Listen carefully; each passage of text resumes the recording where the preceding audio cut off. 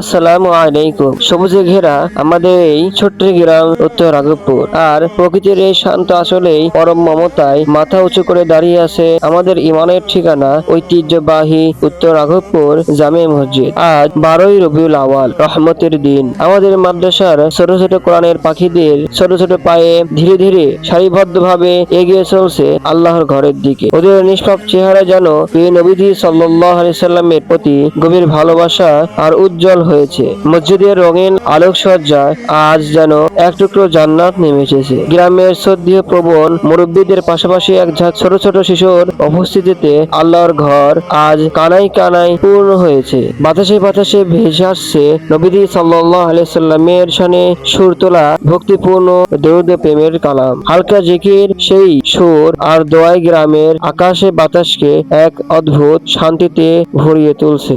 দোয়া শেষে ফুটে উঠল আজকের সবচেয়ে মিষ্টি দৃশ্যটি। কোমলমতি শিশুদের দোয়া শেষে হাতে তুলে দেওয়া হলো তাবারক। ওদের ছোট ছোট হাতে তাবারক পাওয়ার আনন্দ আর নিষ্পাপ মুখের সেই হাসি যেন পুরো মাহফিলকে এক বিশাল পূর্ণতা এনে দিল।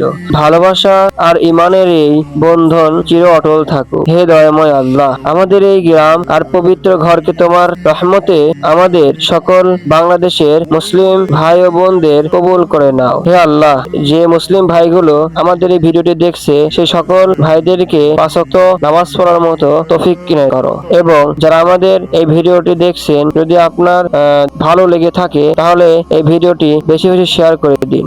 আল্লাহ হাফেজ।